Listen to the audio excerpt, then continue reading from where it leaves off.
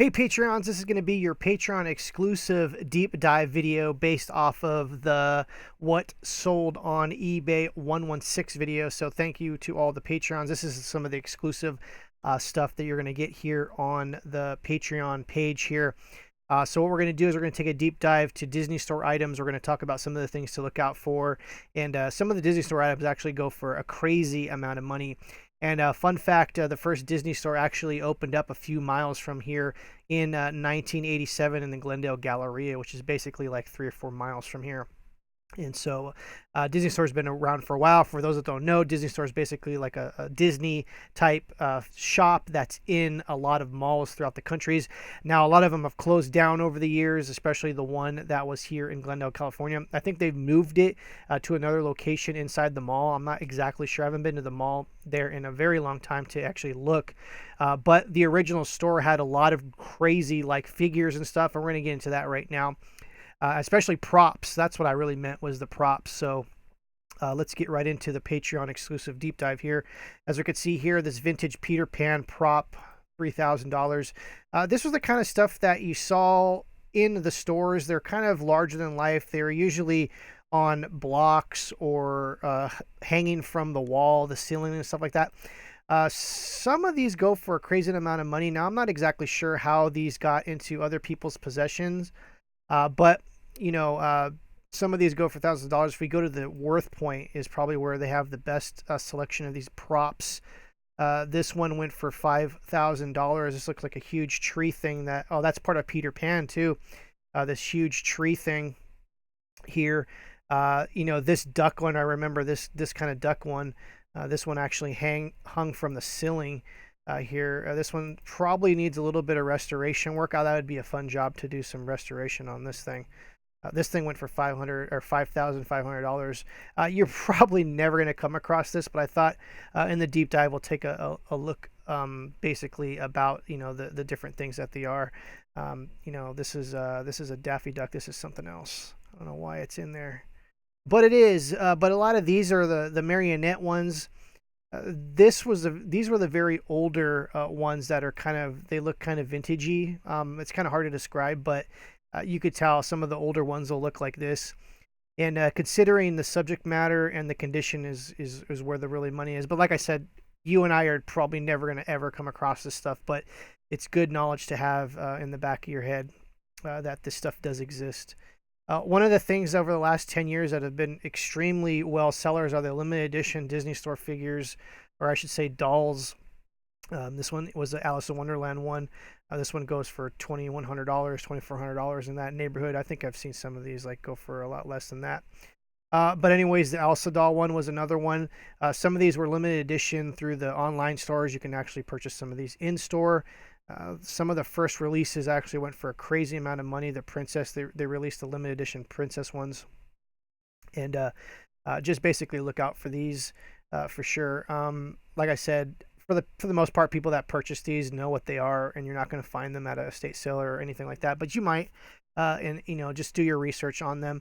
They mass produce lots of dolls, so just look out for these specific boxes when you're doing your searches, or if you come across them, because you'll probably find the dolls that aren't worth much, just because they won't be in these fancy boxes. And I think there was a limited edition sticker somewhere on one of these. I don't know where it went.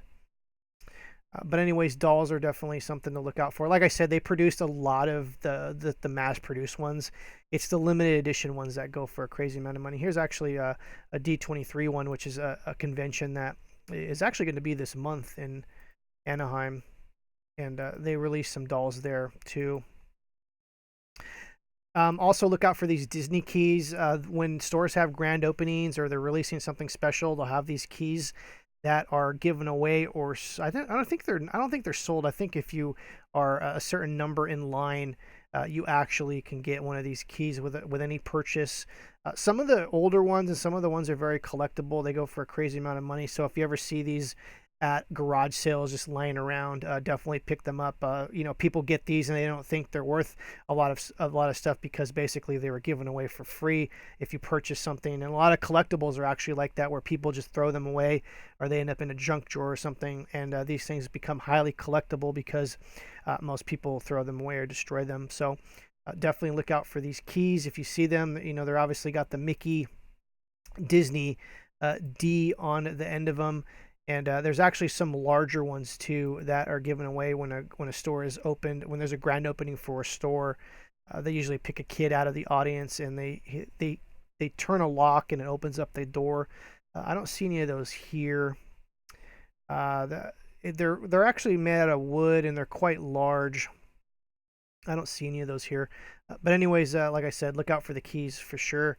The obvious thing is Disney Store pins. Disney's made millions of pins over the years, like thousands of designs. I'd say hundreds of thousands of designs by now. But some of the very limited edition Disney Store ones go for a pretty good amount of money. Those things you're going to have to do research on case to case because to say, oh, look out for this or look out for that, it's pretty much damn near impossible. I will say, and hopefully on the back of some of these will actually say limited edition. Let's see if they do say that in here. Now, this one does say limited edition of 150. So, pro tip, anything that's 300 or lower is usually going to be good money. So, most of these pins that are very high end will actually have a limited edition number. Believe it or not, there are some Disney Store pins that are limited edition of 5 or less, and those go for a pretty crazy amount of money too. So, look on the back, look them up, do searches. So, if you come across like a huge amount of pins and you feel lost, go by the subject matter. First, look up the character.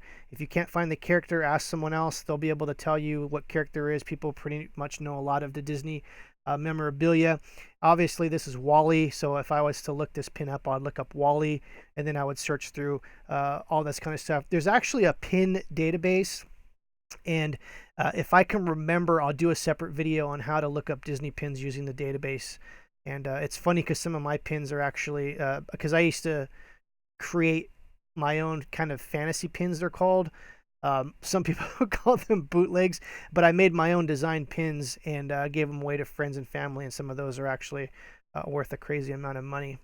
And so we'll do another video on that some other day. Here is what sparked it all, these Disney Store figures that come.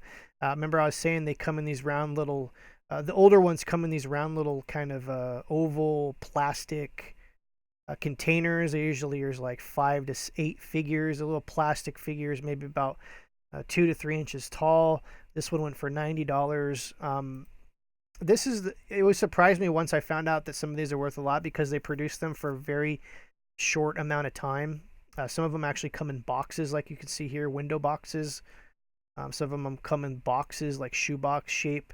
The ones that I remember are the ones that come in these like plastic kind of shell things. They sell for about between, retail is probably about, $19, $20.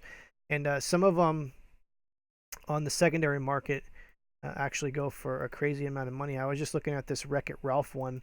Wreck-It Ralph Breaks the Internet. This is going for $300. And I can imagine, they didn't really make a crazy amount of these. They're actually like dolls. Huh. But anyways, definitely look out for anything Disney Store related as far as these little figures and packaging.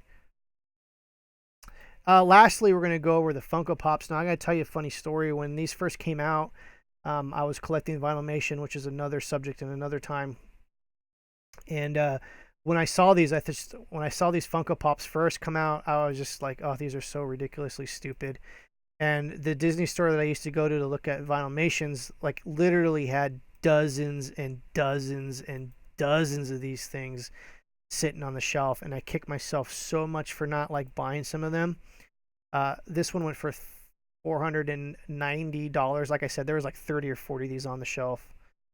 This Lotso, there was like 30 or 40 of these on the shelf, and they were like $9.99 or like $7.99 at the time. And look at this one, $450. Let me see some other ones. This Maleficent, that's the big one. That's not one. I mean, look at this set of 3, 440. It's just ridiculous. Some of the ones that have the stickers, those are the limited edition ones. Those aren't the ones that you can find in the Disney Store. it just baffles my mind. Like here's the mayor again. This one is just like, they made it for like a short period of time. They made tons of them, and a lot of them were sold and used and just displayed, and the boxes destroyed.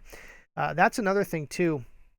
Some of these older ones, people just took them out of the boxes and just used them as little statues and just threw away the boxes. So, um, finding them in mint condition is really hard to do. This one happens to be vaulted, so whenever you see the word vaulted, that means it's basically retired. Now, every once in a while, Funko will release stuff that's been vaulted.